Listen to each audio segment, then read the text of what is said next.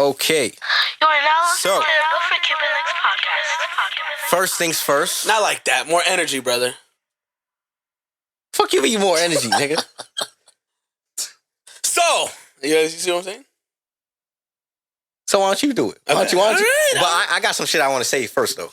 All right, so say it. Just Okay, say it with all right. Say it with So- some passion. Nigga, Like you're doing the Tyler Water video. That amount of passion. nigga, I'ma talk how I want to talk. Yes. So, welcome back to another episode of the Built for Cuban Links podcast. I am one of your humble, gracious hosts, Yaya, and I'm here with my nearest and dearest friend. It's Freezy. How you guys doing? We're back again and again and again and again and again and again and again. Yes. We are in a new setting. First things first, I would like to thank Christian for providing the space for us to pod at his residence, you feel me? And Mr. Wetwater. thank you for the space, Christian. Shout out Christian in the back. Yes, sir. Mr. Wetwater. Shout out Christian in the back. We starting it off right. Greatest milkman of all time. We starting it off right. Shout out Christian. I know y'all like us in this new setting, but we here. It's been a minute. Happy New Year. Happy New Year, Freezy. Happy New Year, everybody We in said here. we were going to talk about the Drake album, and then it was 3 months went by. It's all good, but how you been? How you been doing? What you been doing since we've been going? Nigga, life happens, bro. And man's is busy doing shit. Started my modeling career. Trying to go into acting, speaking it into existence. We doing it big out here. I'm trying some things, you feel me? Trying some Would things. you ever do underwear modeling? Why not? There's so many forms of modeling, that shit is crazy. But we are in the new year, nigga. We are in the new year. Okay. And how was your New Year's? How was Christmas? I ain't get to talk to you It was good. Actually, for a minute, nigga. I got COVID like 2 weeks before Christmas. And as a side effect of it, my face, half of my face was frozen up. I had something called Bell's palsy for like 3 Shit that weeks. Justin Bieber had the other day? Yes. So I looked like Justin Bieber. Nigga, how come you ain't tell me, nigga? What the fuck? Because I wanted to break it on the pod. I wanted to see your reaction on the pod. Nigga, what? Nigga, No, I it's all ain't know good. you. My eye was fucking drying up like crazy. It was terrible. But I feel all right now. I'm surprised you went through that and didn't say nothing. It wasn't like it was a crazy... Like, I was going to school. I was going to work. You know? And you was still infected with the shit while you was doing I didn't go when I had COVID. But, bro, but that shit lasted like a good month. It was almost like a month and my face was like frozen up pretty much. Like 3 weeks at least. Damn, bro, I ain't know that it was Yeah, happening bro. to you, bro. It was scary. I mean, I wasn't scared. My girl thought I was having a fucking stroke, and I was like, bro, I'm not having a stroke. Because I was like driving. She's like, oh my God, your face is frozen up. I think you're having a stroke. I was like, if I was having a stroke, I don't think I'd be able to be fucking dry. Like, we would have crashed and died. You know what I'm saying? Yeah, that shit just goes limp. Yeah, but my face was limp. I was looking crazy. Nigga, one of the side effects of that shit is if you see somebody's face drooping and one side is the same, that's why. Yeah, that's why she thought it was a stroke. But the good thing was, I guess something to do with like your forehead or your eyebrows. I couldn't move my eyebrows or something like that. And when they or you could or something like that. It's one way if you can move your eyebrows or your forehead or some shit, you're not having a stroke. And if you can or not, you're not. If that makes sense. Like you just have Bell's palsy type shit. But yeah, that was pretty much what I was doing while we've been gone. Got any presents? Any big presents? Presents for Christmas. I got a nice backpack. Okay. Got a nice backpack. As you get older, I feel like the presents get, simpler, but still nice. You know what I mean? Like you appreciate the gifts, but nice little backpack. I like my backpack. I feel you. Me, Christmas was good. We didn't get the snowy Christmas, but it came after. It came after. They made sure that they planned it so that it could come after the new year, and everybody gonna have to deal with all the troubles I was of living kind in the of city underwhelmed with the snow and shit. I was kind of underwhelmed though. I wanted the snow to stick. I mean, it snowed about a week ago. Yeah, and nothing stuck to the ground. It's just all that dirty, like that dirty dirt snow that's left on the ground fading away. The New York streets. Yeah, it's supposed to snow again soon though. I'm pretty sure within the next couple of weeks. So yeah, it's been raining. Keep an eye out for that. Yeah, the rain was bad. Everything fucking flooded out. A lot of places. Jersey was fucked up. I seen Jersey. It was fucking foots of water, froze up traffic and shit. People every single time, bro. Every single time that that it snows, that it rains heavily, my basement gets flooded, bro. I had to fix that shit today before the pod. Oh, you got a handle though. Yeah, but I was standing in pools of water. I came down to the basement and I seen half of the corner just full of water, and I was like, damn. That's that shit with having a basement. Sometimes that shit is easily the basement floodable. Is always a place that's gonna be flooded. My dad is like, yo, the basement. I already know as a plumber. I already know that any basement is bound to flood at some time. Water's gonna come in. That's the lowest point. But yeah, I had to deal with that shit. I had to fix the pump and shit. But it was whatever. That shit was before the pod, bro. I had to fucking scramble to do that shit.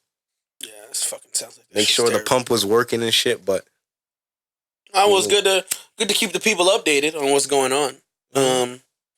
I know before we left. How's school? Well, I've been on break from school since December, like a 20th, 18th, something like that. So I don't start again until end of January type shit. But I'm in my last semester. About to be a college graduate. Shout out. You played the game. That's exciting. It's almost done. I'm excited to just be almost done. You don't got no loans, right? No.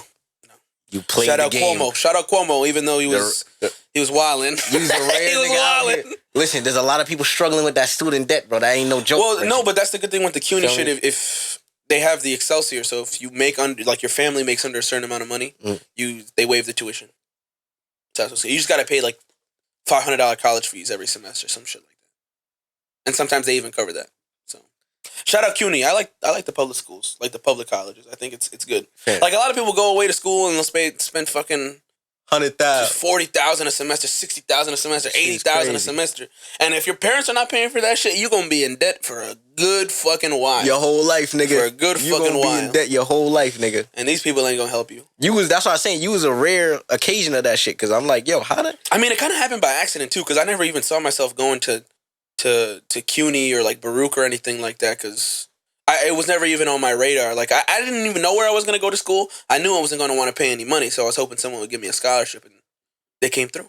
I mean, it was like financial based, but still, it's cool that they have programs like that. I feel like it's more common now, though. A lot of people do, like, even people that can't afford to go to like a bigger college or whatever, they'll do a year or two of community college and then transfer, because it pretty much cuts everything that you're gonna go owe in half at the very least. You know what I mean?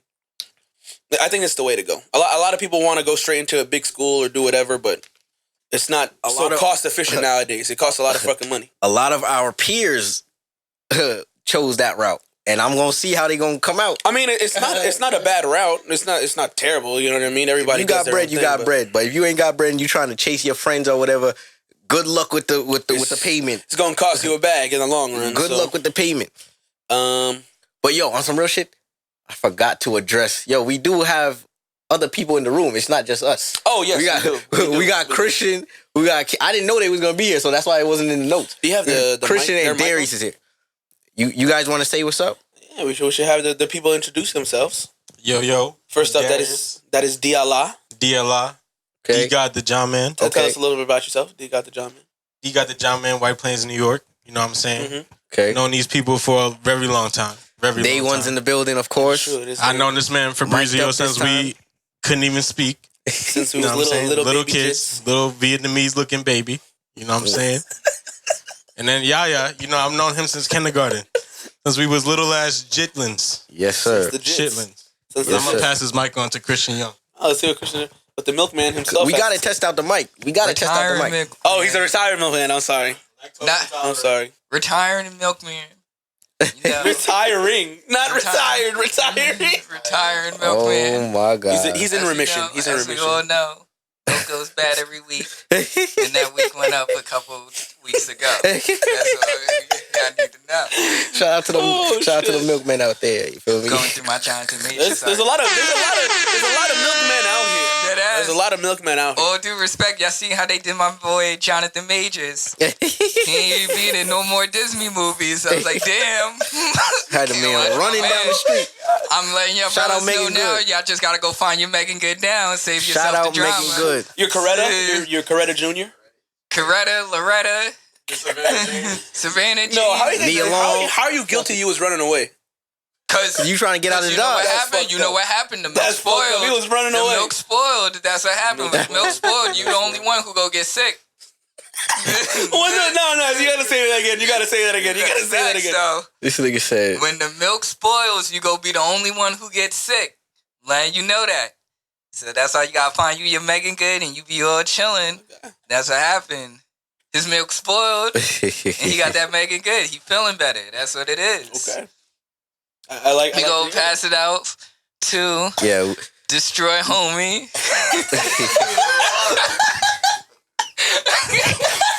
Hey yo, whoa, you come. hey yo. Destroy. Sorry, people. Sorry to our audio listeners. My bad about that. Sorry. No. Just say a quick piece, then we about to get back into it. I'm the Sorrows, you feel me? Follow me on the gram, you feel me? About to drop this music and shit. What's the at? At Verklempt the Sorrows, you feel me? And at Stone Thug. Nah, nigga. Nah. That's that old shit. But yeah. Bronx, New York. Know my homies for a long time. They both ass at soccer tremendously. Okay. All right, that's fake news. First of all, I could cut your mic right any fake second. News here. You hear that? I got the controller. Dictatorship. But are we gonna put it down? All right, that was good. Just like that, they out of here. But yo, it was good that we tested out the mic though. You feel me? Good. It's working. It's a nice little round table. You know, you could meet the panelists of toxicity. And the audience. No, these are panelists, bro. These are panelists. The audience. That shit is crazy. But it's the new year. I'm glad that we getting the pod. It's episode 14. A lot of niggas ain't go past 1. A lot of niggas ain't go past 2. We done 14. 3 or 4 or we 5 or 6. We should have been doing more. But you feel me? You can always do more. We trying. Yeah. You feel me? We trying. Yeah, you know, that's all there is. You just gotta try sometimes. A lot of music came out. I kind of wanted to. For all the dogs. Yeah. I liked it. It was good. It was. Her loss was better. I liked a lot of songs on it. Utopia. Everybody was expecting, because we talked about the last time that. Did we talk about Utopia? Yeah, we did. We did. Okay. But the last time, For All the Dogs did not come out yet. That was. We were like right before. We were right before, like a week before. Yeah. It came out. We talked about it, and we had some speculations. Talked about it, and everybody talked about it. We had speculations, but I did like the album. Some good songs. 7969 Santa. Yeah, that's right on on the parties with Chief Keef was good, even though I thought it could be a little bit better. 7969 Santa. The rapping ones on there was good. When he dropped the deluxe, the deluxe. What was it called? The Scary Hours Deluxe. I think he should have just made a separate. You've been wanting a scary. We've been talking about a Scary Hours. I wanted a rap album from Drake, and all he needed was to do that deluxe that he just did with maybe like 2 or 3 more songs, and I would have been happy if that was For All the Dogs. But I like the songs that he put out. The one where he's talking about James Harden, the other one where he's talking about that was funny. Fuck my ex. I don't know if you saw the video. He got a white boy, Luke Combs, who was running the charts. Remember I was telling you, the country singer. Mm-hmm. Oh no, or was that Morgan Wallen? Might have been. Damn, now I look racist. It might be Morgan Wallen. It was one of the country boys. They was in the music video with him. It was interesting. Yeah, I added a lot of songs from For All the Dogs to the R&B playlist, the undefeated R&B playlist. You feel me? A lot of songs got added to the playlist. I do have a couple that I do want to name that got added. Okay. Tried Our Best. That was the leak that we was talking about. Yeah. We was talking about that leak. Did we play that? I think we did play it. Nah, quote unquote, we didn't. We didn't play. Allegedly, we played it. Did we? I don't think we did. Allegedly. Listen, Drew Picasso, I like that song. Members Only with Party. Members Only was a standout. With Party. What Would Pluto Do? I like that one. The BBL Love Interlude. That was actually amazing. The interlude. That shit was crazy. And wasn't Sade? Sade was on that one too. It doesn't say it. At the end, she was like, "You are now listening to BARK Radio." Yeah, he did make that shit up. The Snoop was on there too. It was cool. It was cool. I liked it. It was a good album. It wasn't as great as I thought it was going to be, but it was good for what it was. They should have said OVO Radio. I think... I don't know why he made up that shit, but if there was any album to go away with, I don't really think this one was the one to go away with. But I am excited for him to go away for a couple of years and he's still active. Don't get it twisted. He'll have some features here and there, I think, but I think he said he wasn't gonna drop an album for a little while, and I think that's what his career needs at this point. I think he needs to go away, have people miss him, and then drop an album to fulfill their desires. He to me, he did what he did on all his recent projects. He did give the people what they want. A little bit of everything. A little bit of R&B everything. is what I wanted. He had some Travis. Polar Opposites was like a Travis inspired beat. He had you talked about Tizo touchdown on Amen. I think he showed a lot. He was in his bag. Yeah, on the 7969 Santa. Dogs will be dogs. It's going crazy. And he made it look like he's been popping off from that too, because he got a lot of eyes on his career. He was the Apple Music Up Next artist. Big feature. But those things are cursed. The Apple Music Up Next artist, all those people have been cursed ever since Billie Eilish. He might be the one to break it. The last one was So Fago. I mean, Tizo's pretty talented. I don't know how much he could do to be mainstream. He's singing. He could be the next Ty Dolla $ign. Come on now. What's interesting to me is he is, I believe, 33, 34 years old.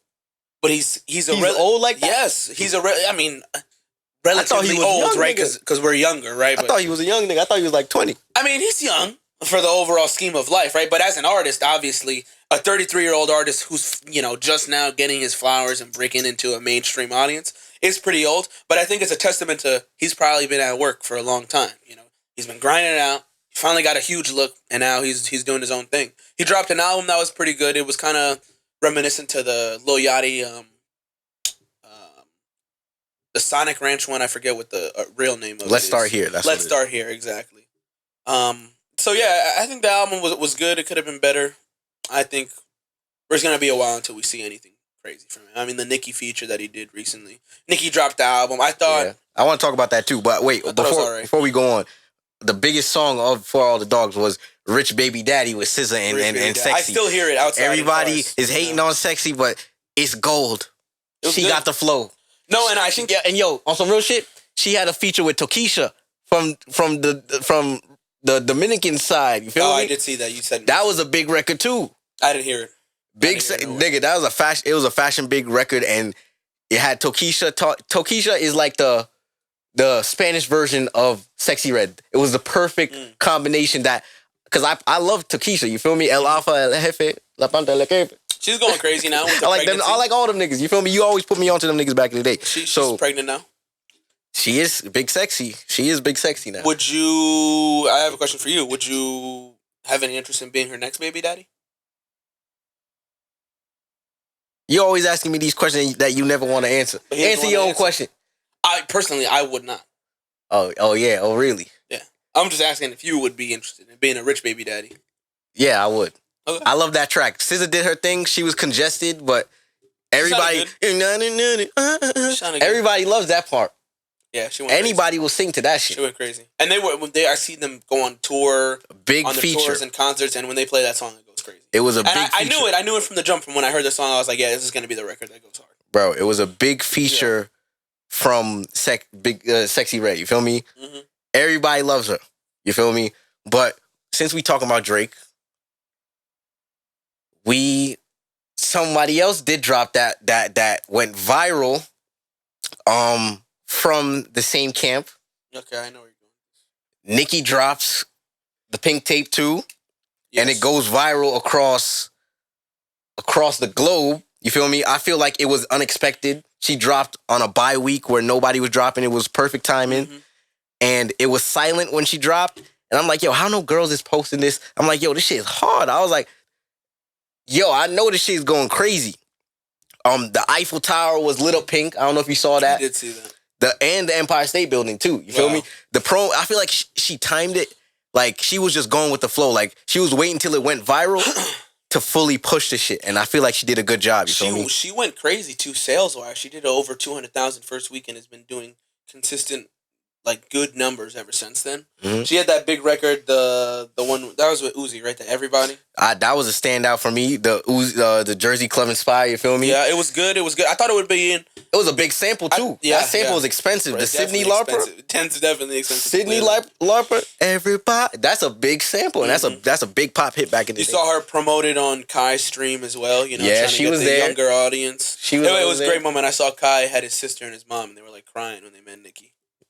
Very, very inspirational. Right? Yeah, good to see. It's crazy. Yeah, I mean, feel me? To be honest, though, the overall album and Drake featured. It was a lot. It was a lot of songs. I feel like it was a couple too many. I feel like maybe 5 of them could have been cut off to make it a little bit more cohesive, if that makes sense. Only 4 tracks got added to the R&B playlist. You feel me? So it was a lot of songs to digest. I did take the time to digest them. Yeah. But it was enjoyable. It was enjoyable for what it was. I wasn't let down at all. At first, I thought I was going to be let down, but I should have known better because she does not. I wasn't expecting it, but we know that the original Pink Friday was a classic. You feel me? So for her to drop the second version.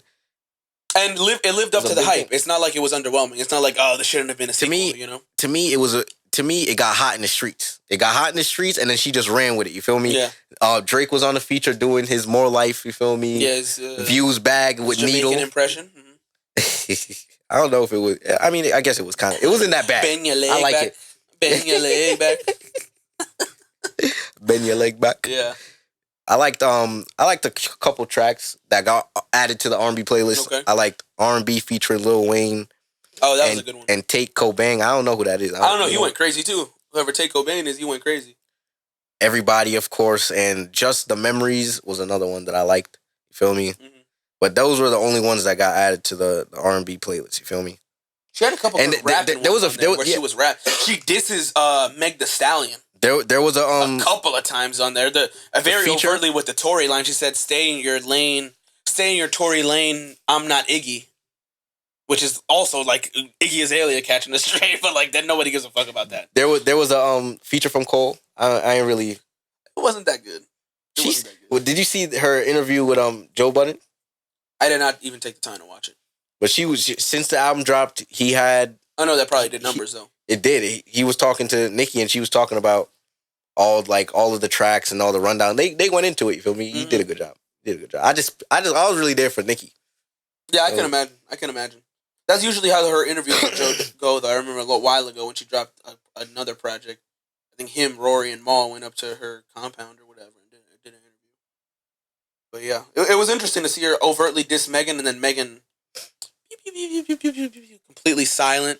It started some beef too because Cardi and Offset, I think, were niggas is fucking divorced, and now they're back together. And then she was all dissing him and yada yada yada. Niggas is snitching out. It was interesting too because I saw there's so much mix up, bro. Offset was at the Kanye like Vultures with Ty Dolla $ign, the album release party stream. That How did you like that song when he was spitting about?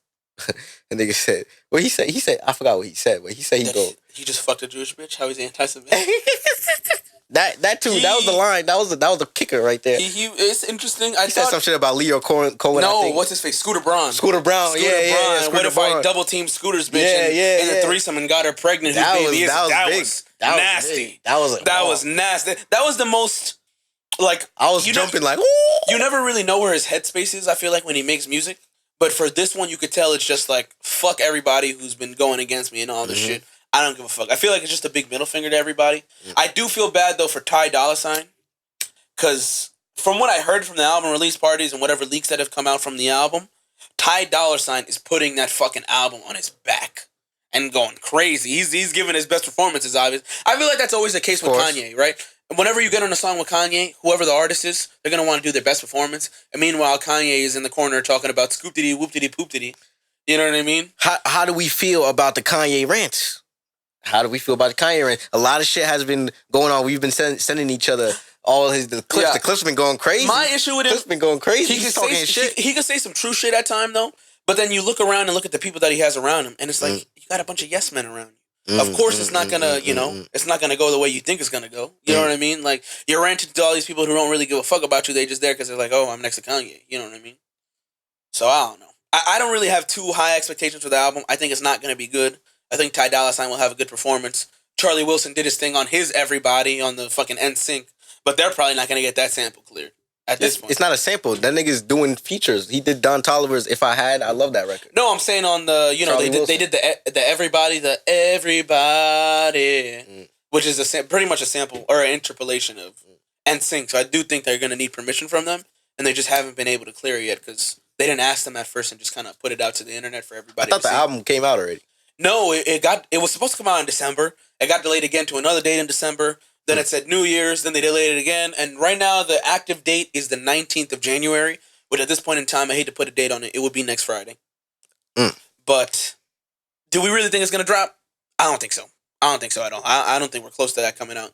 We might not ever see that album come out, just like a lot of Kanye projects in the past. But if we do, I'll be surprised. I think Ye was on the club stage rapping his shit. Culture Project. He has his girl with him, walking around naked everywhere. I don't know. The headspace that he's in doesn't make it seem like he's gonna drop a good album. And from what I've heard, I don't think it's gonna be that great. So I think like if we're gonna talk about, I don't want to change topics too quickly, but like 21 Savage's album, I thought was pretty great. I thought it was a good, great album. I don't think it's even gonna match up to that. I don't know if I'm comparing them two, but since we on 21's project, you feel me? I like Prove It with Summer Walker. That's really the only takeaway track that got added to the R&B playlist that I like. That was in like the same type of momentum that he had with the project with Drake. You feel me? I feel like that was one of the songs that could have been on that project. That's why I like it so much. You feel me? For me, he did have like a track run on the album, which is very like significant. I mean, he has that Doja Cat feature, which was like, why the hell do you need that? I didn't like that song at all. He has a song with Young Thug and Metro Boomin, which I like the feature from Doja. I didn't think it was good. I thought Young Thug had a good feature, but it got 21 Savage talking about their ass and gas or some shit like that. It was just like, it was lazy. I'm going to be honest with you, Freezy. Since we keep it real over here, I ain't really peeped the project. I only saw Summer Walker, and I was like, all right, bet. I listened to a couple songs. I was like, I'll tell you the kind of standouts. This is the run he went on that was great. Well, the first standout one was actually Red Rum, which you probably have heard a snippet of. It was pretty good. That's definitely that was starred on Apple Music. Starred. Letter to My Brother, which is really good. There is some rumors that he sneak dissing Gunna on some of the stuff because he's talking about rats and stuff, but I think that's just, everybody's talking about rats at all times, and Gunna is just like, the guy who's always going to catch the stray. Letter to My Brother. Then we go to Dangerous with Lil Durk and Metro Boomin. I think they actually did their thing on that one. That one's pretty catchy. Then that one goes into Nina with Travis Scott, and it's a beat produced by Metro Boomin. That one I think goes really crazy. I think that one might be the biggest track out of there, obviously with the Travis push and everything. He's got a big fan base. The next one was See the Real, which is like a little more sing-songy. And then again, you say Prove It with Summer Walker. I think that's the 1, 2, 3, 4, 5 track run of the album that kind of carries it all. He has Brent Faiyaz on a song. Yeah, I didn't really like it. I liked it. It was all right. They both sounded all right, but not together. You know what I mean? It didn't sound good together. The song with Burna Boy, it didn't do anything. And I love Burna Boy too, but I didn't really peep it. And I could have done without it. And then the song with Mariah the Scientist was actually pretty good. Yeah, it was the last song too. It had a good message. It was the last song too. And she was the right artist to have singing on that one because of the situation with Young Thug and everything. I think overall so far, this 21 Savage album, maybe by the end of the year, might be top 10. But that's just because I don't think a lot of good albums are going to drop this year.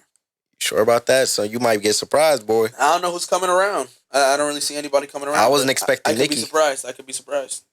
I wasn't expecting Nicki. Yeah. I mean, it was a long time. I think the last album 21 dropped was like in 2018 or something. So it's been a long time coming. I mean, if you don't count, I don't really count Her Loss as a him album. That one's kind of more of a Drake album with 21 featured across it. You know what I mean? So, yeah, I thought it was good. They count it. I thought it was good. But some music did drop. Diddy's album dropped. Oh, you did want to... We did. Cover that. We didn't get to cover it. And then some other stuff happened with Diddy. We gonna get into it. Look, Pete. So, to me, Diddy dropped R&B album of the year. And then like a month later, he settles with his artist and former lover, Cassie, for $30 million from allegations of him doing some wild shit that everybody already knew that he was doing wild shit. A lot of wild shit. You got 50 going hard against him, which I thought was hilarious. 50 gonna go hard against anybody. Anybody. He don't give a fuck. You know what I mean? Fuck. And you know what the crazy thing is? Brother love. You know what the crazy thing with Diddy is that my little cousin, he goes to one of Diddy's schools in the Bronx, you feel me? And he said that, when the album came out, they would hear the album playing in the morning time when they going into class or whatever, and that's kind of hard. That's fire. But then he said, when the allegations came out, he said, his quote that was in the lunchroom got painted over. So that nigga going. Damn, in his own school? Listen, they painted over his quotes in the lunchroom, he said. That nigga Diddy going... He's separating himself from everything right now. That nigga's... I can imagine. That nigga in hiding right now, bro. But he did drop... I really didn't like that album too much. Nigga, that album was a hard album. I did not even go back to it at all. You're bugging. Stay Long with featuring Summer Walker, hard. Josie, It Belongs to Me, hard. Justin Bieber's Moments, I tried to hate it. Oh, that was alright. I don't know who wrote that shit, but that shit was hard. I didn't like it, to be honest. It was cohesive. It all went together, and I was just adding 1, 2, 3, 4, 5, 6, 7 songs to the playlist. That's a lot. But it was also like a 25-track album or something crazy like that, right? It was a. Let me check right now. Actually, fact check live on. But yeah, it was 23 songs. I do remember we talked about that. So that's good that we touched on that before we move on. Yeah, I like that. It's been in my rotation, and I feel like if the allegations didn't come out, that nigga would have won something with that. But I mean, it seemed like he's kind of bulletproof, to be honest. Because I mean, it screwed him over a little bit in the public eye, and he probably lost a little bit of money. But it's like he's still moving out here. He's still operating. He's still doing his thing. Like, give it a year. You think anybody's gonna really still be thinking about this? A lot of shit is dropping. A lot of shit is coming to light. A lot of shit is coming to the light. But yeah, so for music, that was one that I keep on going back to. Another person did drop that I paid attention to. Okay. Was Chris Brown. Feel me? I did. Chris Breezy. I did not get a chance to listen to that. Every time, his album 1111 dropped a couple months ago. No, but it was like 22 a month ago. songs, right? Listen, 11 plus songs got added to the playlist. That's how hard it was. You feel me? He usually goes crazy. Listen, every time he drops, his album gets added to the R&B playlist. You know what my problem with Chris Brown was? I remember he made like a 50-track album that one time.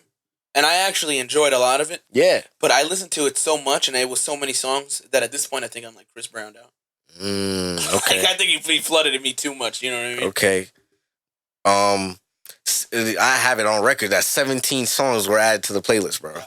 And we gonna talk about his rebrand is the best rebrand ever. A lot of Chris Brown.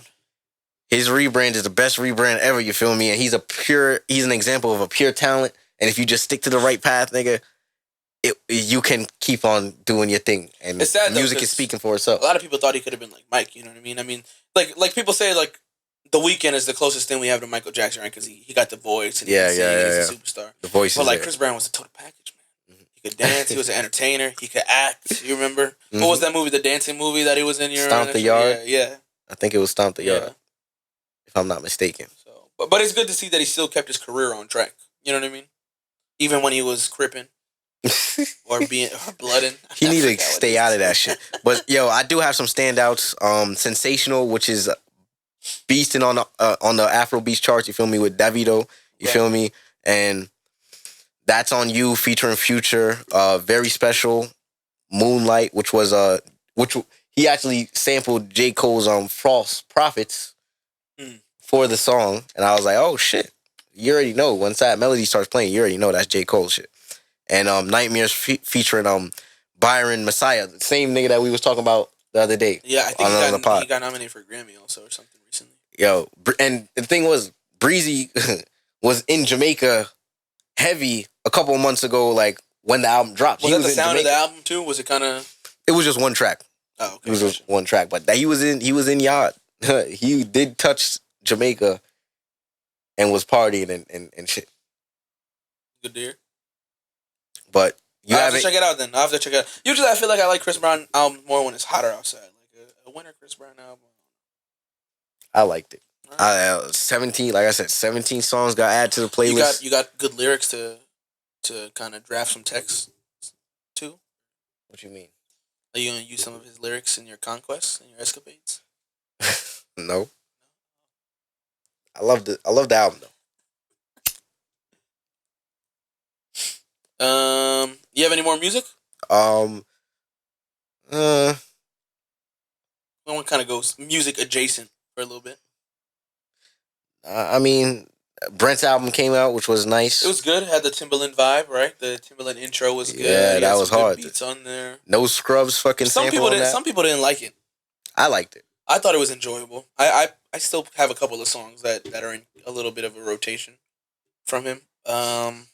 7 songs got added to the playlist. You feel me? I think people just love that the Dead Man Walking, Brent. You know what I mean? Like I love that. Darker melodic. Sing your heart out, bro. Melodic stuff. And this one sounded a little bit more not poppy. It was exactly, different. but it was different. A little bit more up tempo, right? Mm-hmm. Definitely. Yeah, features from Missy Elliott, ASAP Rocky, I didn't like Tommy A$AP Rocky Richmond. feature. I liked it. That shit was hard. I think A$AP Rocky has been away from a mic for too long. That nigga's dropping heat. What are you That's talking my about? theory. What has he dropped? That's good. His singles that he been dropping is hard. Which one? Yes, I fucked your bitch and you could have a kid or some shit that he was saying. That shit was hard. I'm not gonna lie. Come on. That nigga on his modeling shit. I got my lip balm. I mean, go get the money, you know? We said it already. But that was a commercial? I didn't see it. He signed one of the biggest bags ever. Impregnating Rihanna.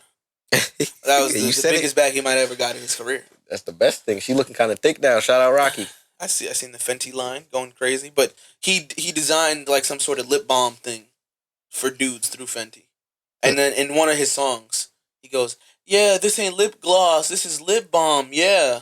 You know what I mean? So it just feels like, I don't know. He's not really caring about music anymore. For sure. And there was rumors of him dropping an album. Really? I don't see him doing that anytime soon. I think the reason he's dropping so many things he's trying to see what works, and nothing's really working for him. I think, personally. Ferg been appearing lately. A$AP Ferg. He had a couple singles out. I think, yeah, I've seen his name recently. I think I've seen him on a feature or something recently, but I can't really quite remember. That's a fact. You have anything else for music? I have one more thing. All right. I have the album with West Side Gun and Conway. I did see Hall and Nash too. That was a good one. That shit got that shit got added straight to the boom bap playlist, you feel me? Some standouts for me include Hall and Nash 2, Judas, 94 Ghosts, Fork in the Pot with Schoolboy Q. It seemed like every time Schoolboy Q want to come back, he come back with the Griselda feature first, and then he roll it out. I mean, that's a pattern that I've noticed. Schoolboy Q's had a couple great albums, to be honest. He's been quiet. He's been quiet for a while, but we know TDE stays quiet for a long time. I know SZA was rumored to have the deluxe drop or whatever, and that doesn't look anywhere She close. been posting shit on Instagram looking sexy and shit, but no music happened yet.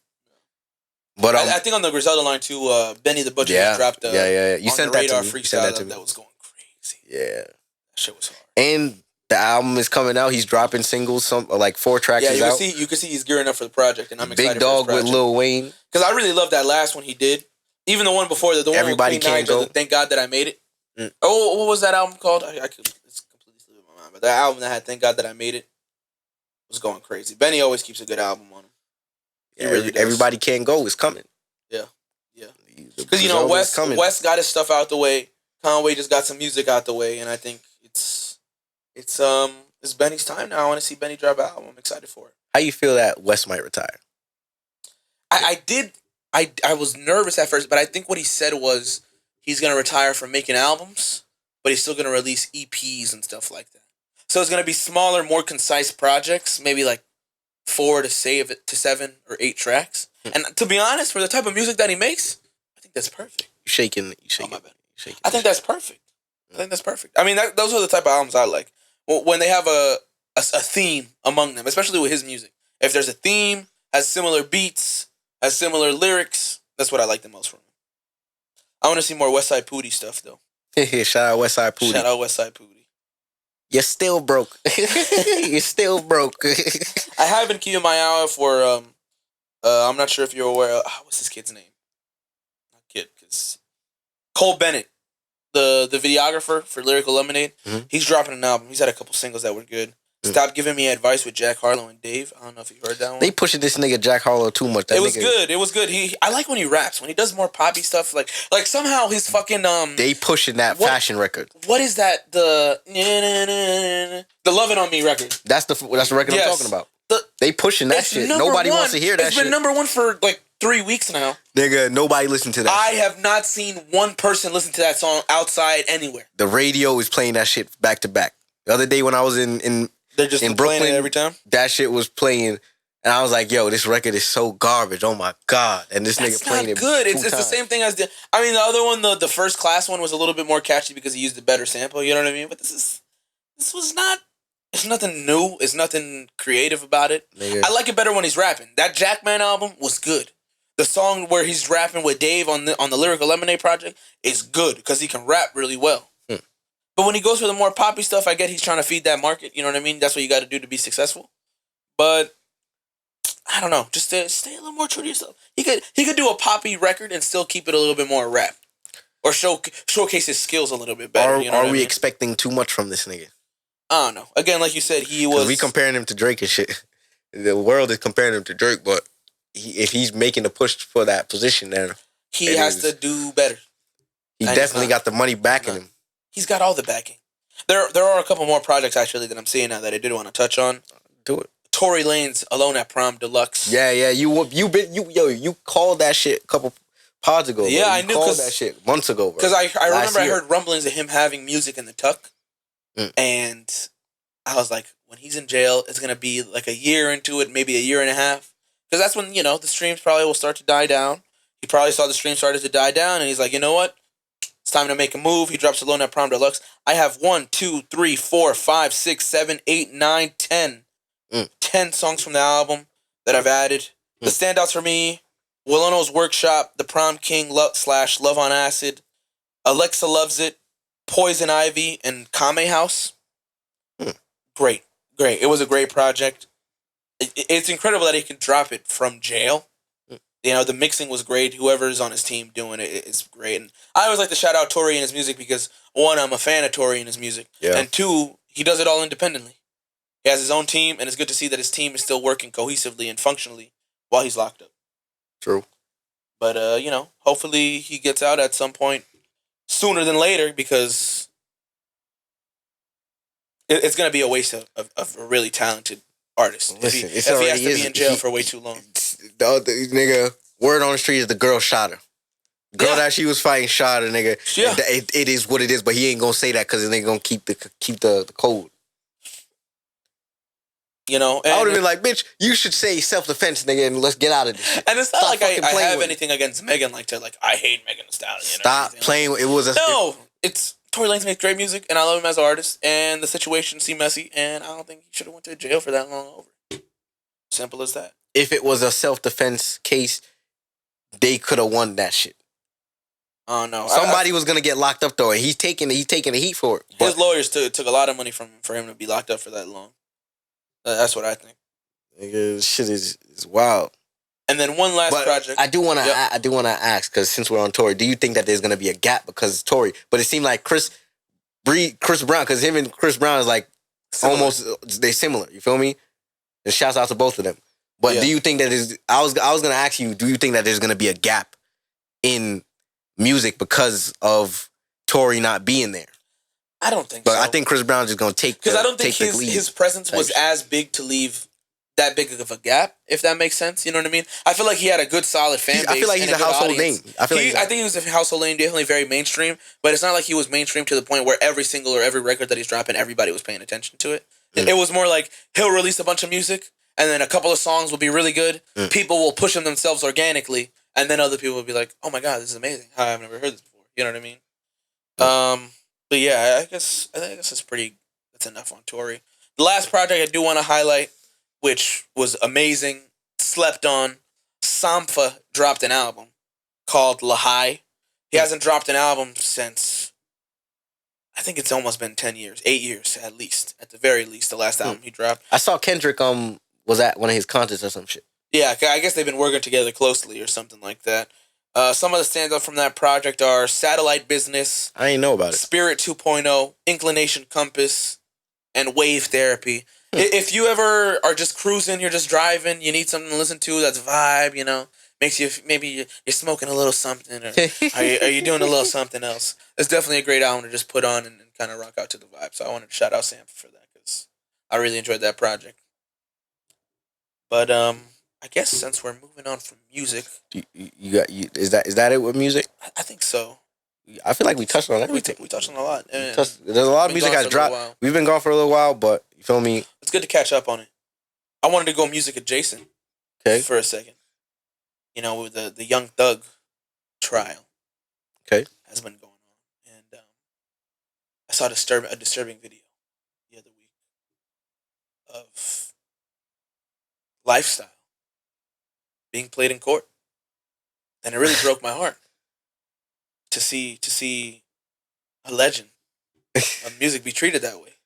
I think if you're using evidence against him being his songs and music videos, I think their case is weak.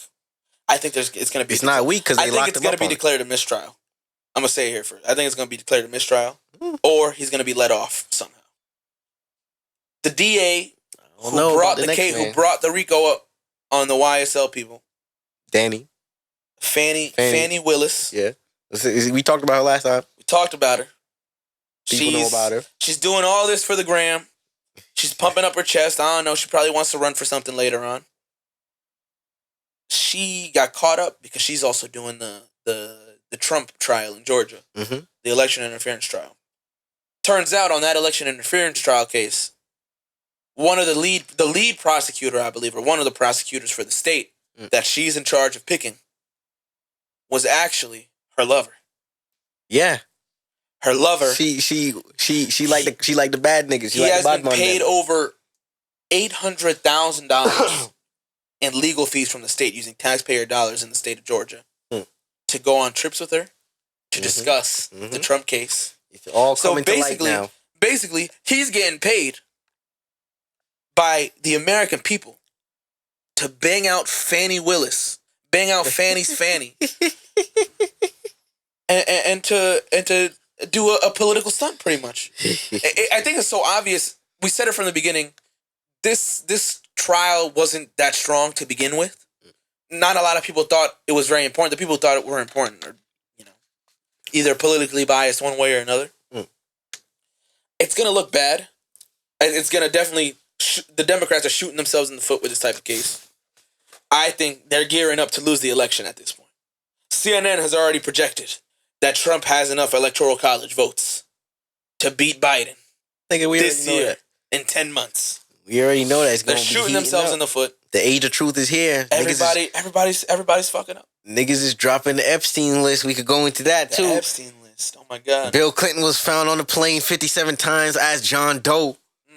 Let's talk about it. I said lock all of them niggas up because them niggas is all evil. I said that to the people. I put that out.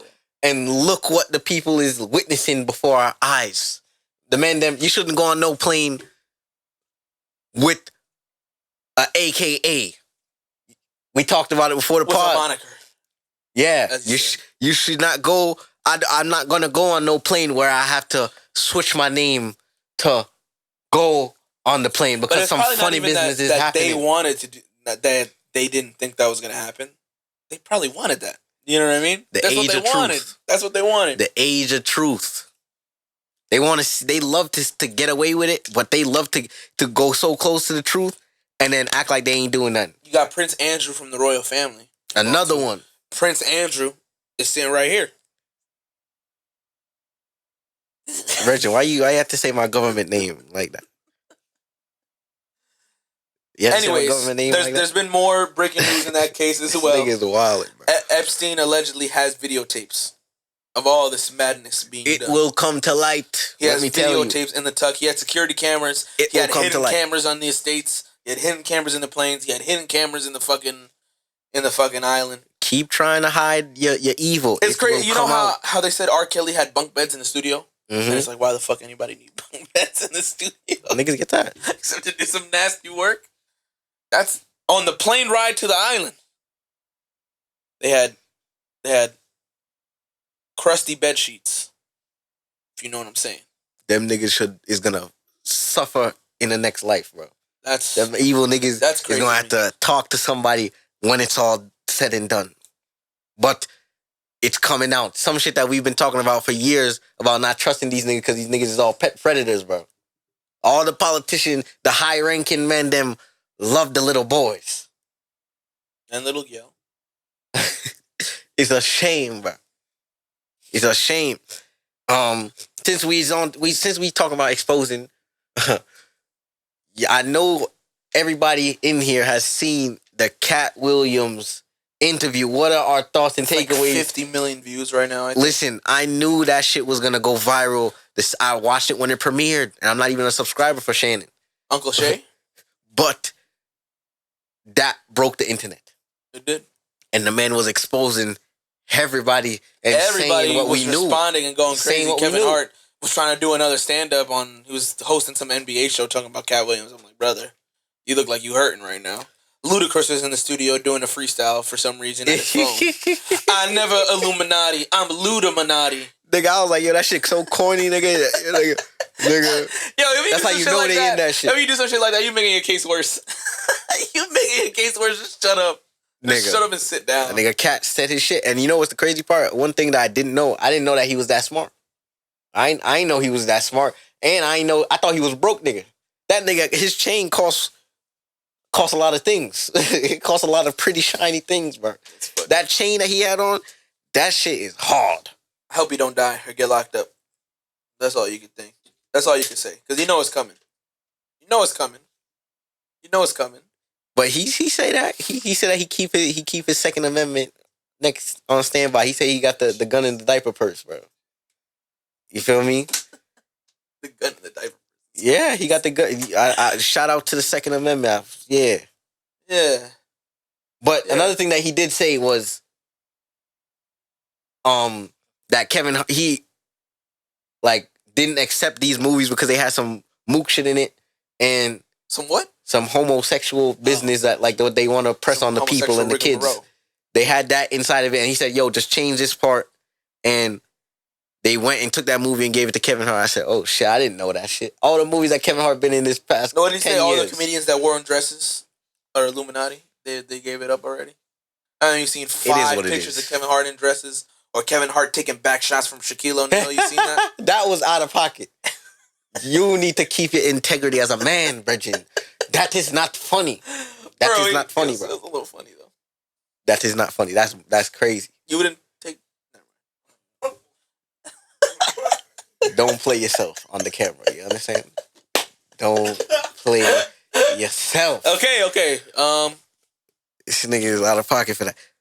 But a lot of exposing is happening in 2024. It is what it is. It's coming out to light. Yes. It's not hiding no more. It is not hiding no more. Something I do want to ask, because we are creators in this YouTube universe. YouTube universe is an interesting way to put it. YouTube universe, right? And a lot of, I don't know if you've been paying attention to this, but to me, I feel like social media is modern day slavery. Niggas don't know it. Listen, because YouTube, right? This is for the creators right here. This is for the advice, and this is the creator talk right now that multiple people are talking about. Look, YouTube, right, is the most important and the top dog when it comes to paying the creators, right? We all know this. Okay. But YouTube, they get paid from the ad revenue, the ads before the videos, the ads in between the videos, right? They're taking, I don't know if you know this, but we're not monetized yet, but they're taking $1 and they giving you like 2 pennies and they taking the rest of the money and busting it down. Okay. So the creators is getting robbed in that sense from the ad revenue. From the ad revenue, the YouTube is making the majority of the money.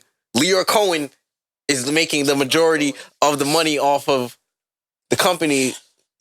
The ad revenue that the creators get paid from. Yep. We're not getting money, basically. When you get monetized, it's like this many 1,000. It's just like streams in the music business. Exactly. But it affects us too because we're in this space, but the niggas in the spaces getting robbed, and there's no set standards for podcasting. You feel me? The thing is that this so-called podcasting, this is a show right here. You feel me? You know, we're subjected to the platform that we're on. So you're subject to YouTube's rules and regulations. And if you're a streamer, you're subjected to Twitch rules and regulations. If you're an artist, but how do you Apple feel? Music and Spotify. How do you feel that when you make the YouTube account, nigga, you have to it's a contract. Technically, it's a contract. Yeah, you have to agree, but we don't read that. We don't read that shit. Yeah. But all that shit is in there where them niggas, we gonna take 98%. You guys gonna have because the negotiation basically is either you accept these regulations or you don't use a platform. That's pretty much it, and that's the power that they get, though. That's the power that they get as a platform. I think, though, in order to combat that, what creators should do, which we see with a lot of people, what do artists do? You know, because they're not surviving off of streaming money, they're not surviving off albums and song sales anymore. What do? They sell you a bucket hat. They sell you a T-shirt. They make you buy tickets to go to their concert. Mm-hmm. You know, they take a percentage of the concessions and yada, yada, yada. So the thing is for them, For but creators, I just want to make it known that we're being screwed right now. We expose a lot of shit, but we're being screwed. A lot of people are getting screwed. Everybody's getting screwed. But that's what I'm saying. Everybody's taking Shaq back shots.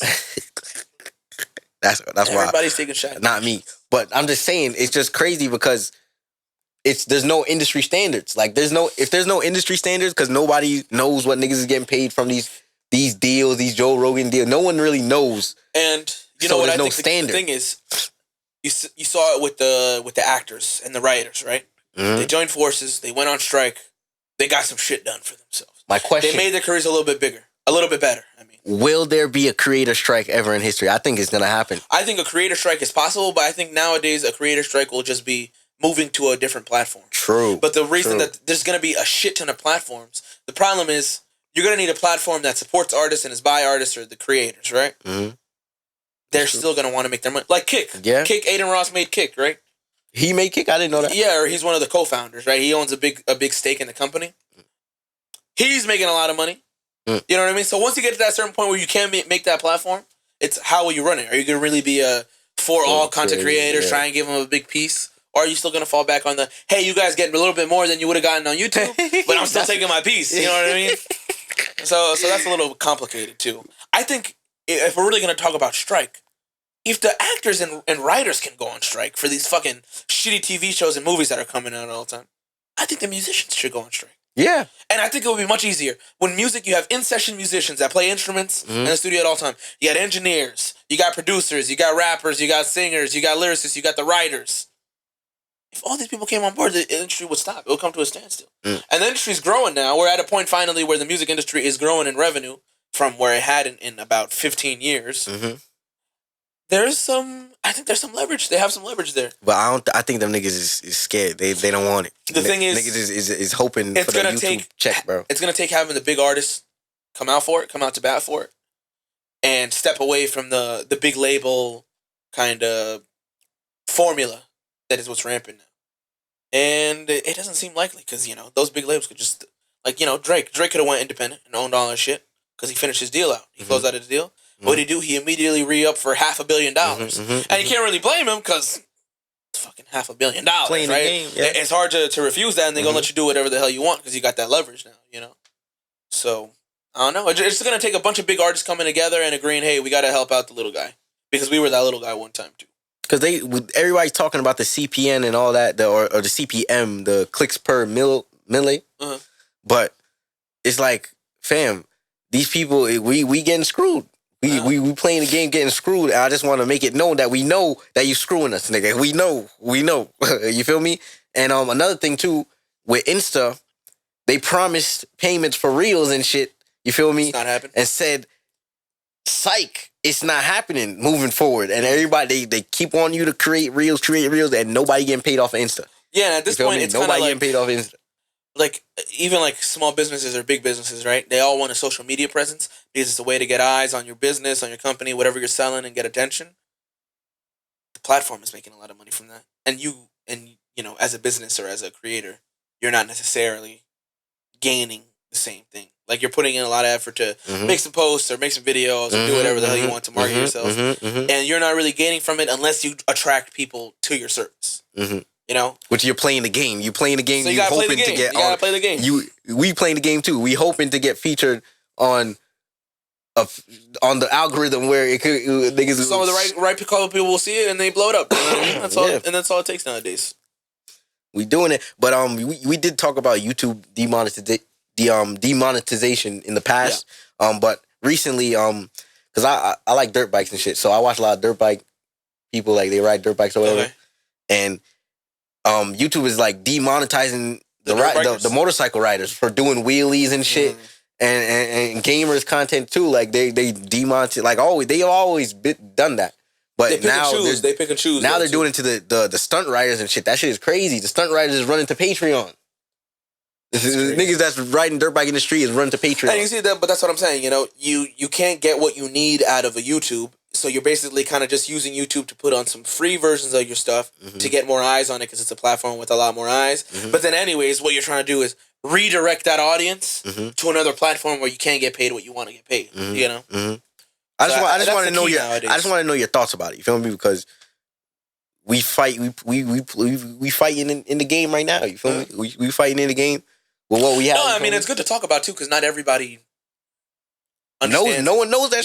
Not everybody understands it. Or not everybody. If I ask a nigga trying to do YouTube, what's a CPM? You don't even know. You don't even know that's how they paying you, and they taking the majority of that. You don't even know you getting robbed, and you saying please monetize. We saying it too. I'm saying please monetize, but it's like we playing the game too, and we getting robbed. Exactly. As always, the creator is always gonna be taking advantage. And it's a lot of work to just fucking create some stuff sometimes. But we're at a point now where with these platforms, you just gotta, to play the game, you gotta give it up for free at this point. You gotta give it up for free. Take the Shaq back shots. So now you wilding with that one. Yeah. You wilding with that one. But I just want to talk about that. You feel me? But you have anything else? I have one more big topic. Let's go for it. We talked about the Epstein list already, but a big conflict that's been happening overseas. We've touched on it, but it wasn't rampant. Oh, okay. It wasn't rampant like how it was rampant. How it's rampant now. You feel me? And that is the Israel versus Hamas. You feel me? Where the U.S. is funding Israel, and them niggas is killing babies and shit over there. It's a cold world over there. You feel me? For me, the main thing is them niggas is fighting over Holy Land and killing women and children. You're using our taxpayer dollars for a war in another country, but you can't use the same taxpayer dollars to fix the problem we got in this country. Many Israeli citizens and government officials, they get the free healthcare, they get the free dental. They get all the stuff that people here need. And we spending money and sending it over there. Same thing we did in the Ukraine. Or we're doing in the Ukraine. And it shows how fickle people are. I think this is showing how fickle people are. Because the same people that were vouching for Ukraine are now turning around and saying, Israel, let's stop sending money to the Ukraine. You know what I mean? That nigga is stupid. It's dumb. Listen. And we're funding endless, constant war. The U.S. is now in beef with Iran and Yemen, and it's going to be a whole nother. We've talked about it. War in the Middle East. It's something War in the Middle East Part 2. War in the Middle East Part 2. It's something that everybody knows and that we've been spitting from the beginning about the corruption happening. You understand? And the thing for me is too though, them niggas is blaming it on terrorism and killing and taking out civilians. That is not okay. That's terrorism, and that's war crime. You're committing war crimes. That is not okay. South Africa and Ireland are suing them through the UN now for war crimes. Nigga, them niggas should go after them niggas. And they're suing the U.S. in part. But also part of it is the UN is a bunch of bullshit. The UN is a bunch of bullshit. They have had votes to solidify peace agreements with Israel, with the Ukraine. And everybody votes yes except for the U.S. And the U.S. just has the ultimate say. So it's whatever. Listen, they committing crimes against humanity. If you're critical of it, you get labeled as a anti-Semite or anti-Israel, or you hate Jewish people or whatever, or you're supporting terrorism. But that's not the case. You don't have to support Hamas to say, Israel shouldn't be bombing the shit out of Gaza and killing kids and women. The average age hospitals and in shit. Gaza You're is out so of low. order. It's so low. It's out of order. It's out of line. It's way out of line. Is out of order. You need to take several seats. And I think that's another thing. It plays into the political stuff. Like Biden, it was fine when we were doing it to the Ukraine. Nobody gave a fuck because they're able to paint it as Russia's bad. Russia. We got to fight Russia. We can't let Russia take over the world. Whatever. But now with the Israel-Palestine stuff, there's a lot of young people in this country who don't support that bullshit. And they're not here for that shit. So now those same people that they need to win an election is looking at them like, you didn't, for the last 4 years, you didn't pass any of the stuff you said you were going to pass. You didn't help me in stuff that I needed help with, or even speak to me as a voter. And now you're using my taxpayer dollars to support a war I don't support, or I don't think we should be supporting. Listen, the U.S. is sponsoring this war. They're complicit. They're complicit in mass murder of civilians. You can't put and we've done it before too. I mean, we drone bomb the shit out of the Middle East all the time. Listen, you can't put people in concentration camps and expect them not to revolt and then call them terrorists after when you try to take over their land and you put them in camps and shit. They gonna be like, nigga, they gonna find something to revolt. There will always be a revolt against oppressed people, bro. And I think, that's been happening since the beginning of time. It doesn't have to necessarily be like, oh, you support terrorists, right?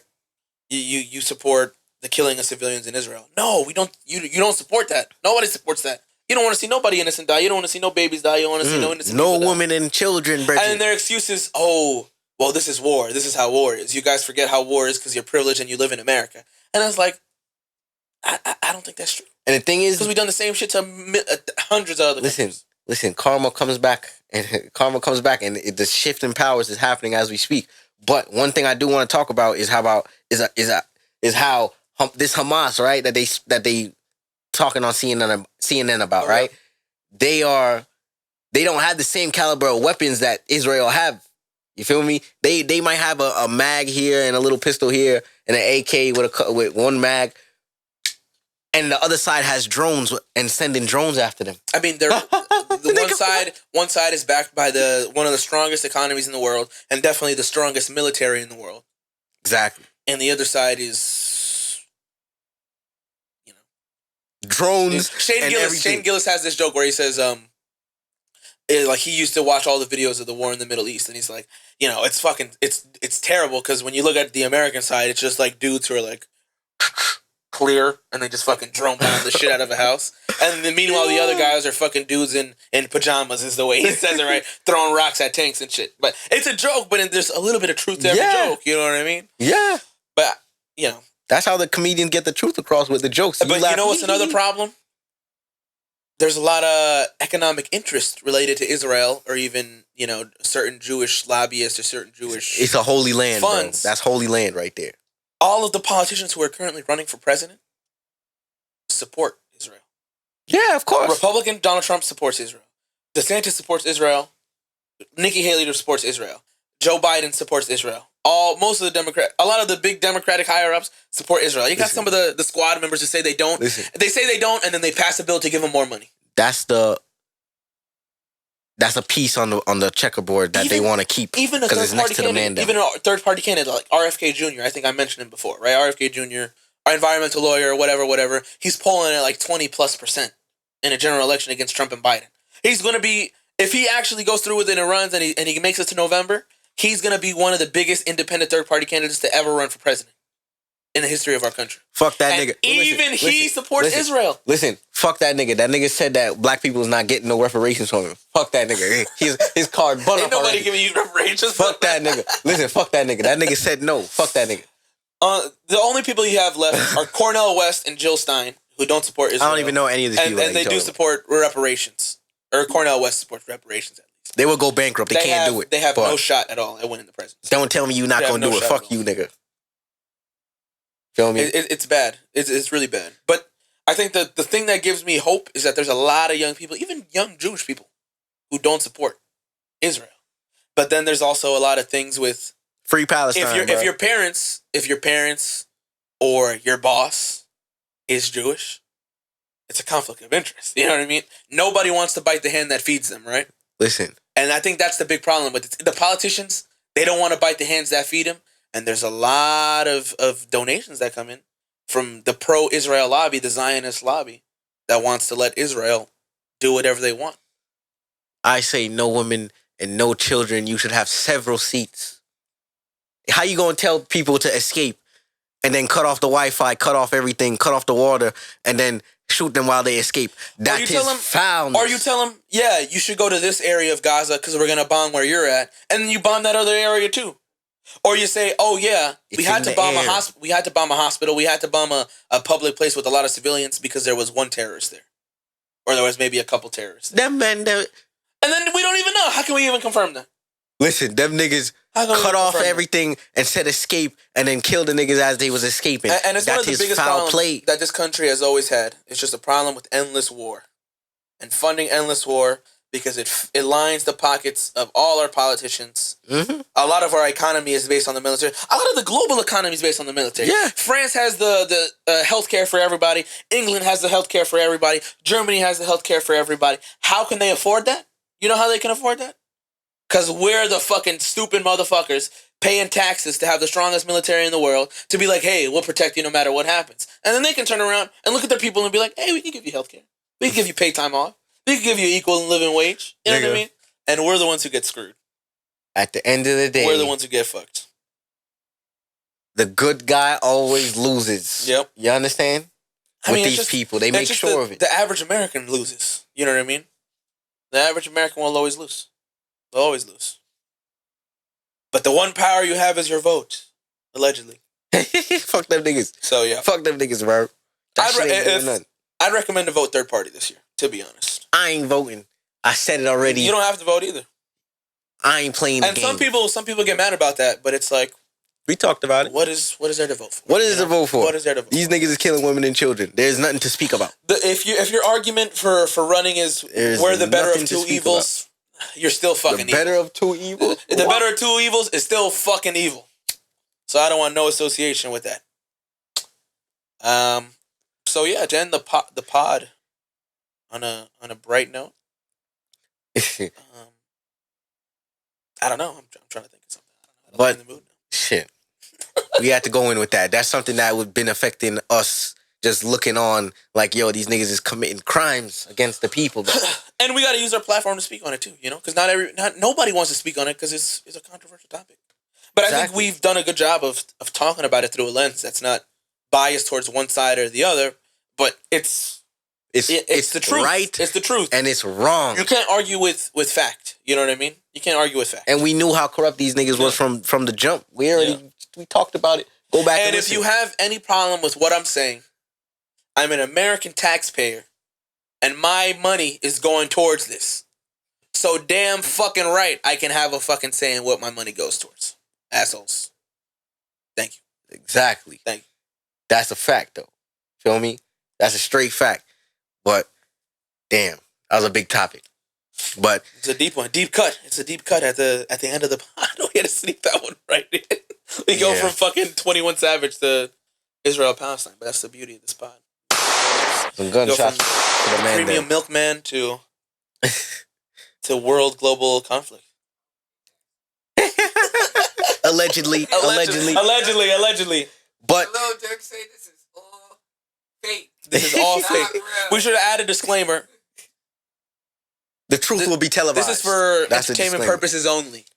And we have no information about anything. Edit that. I can edit that. We have no information about anything. This is for entertainment purposes. But we're dumb. This was we're also stoned. The Built for Cuban Links podcast with your humble and gracious host. Pod number 14? Pod number 14, you feel me? And feels good. We have many more to go, bro. Feels good. But love of the new space. Once again, shout out to the milkman himself. Shout out Christian. Shout out to the milkman. Shout out and the Christian residency. And shout out Reclaimed the Sorrows. Feel me? Shout out to all the podcast platforms. Shout out to TikTok as always. Shout out to Instagram. We've been growing in followers. You feel me? The views even moving like they always are. You feel me? Shout out all the other pods that are successful or not successful. Shout out all the workers. Shout out all the people in school. You shout feel out me? all my migrant workers. Shout out everybody. You feel me? And, shout out everybody. You feel me? And this was shout another out to you bitch ass trash ass rappers too.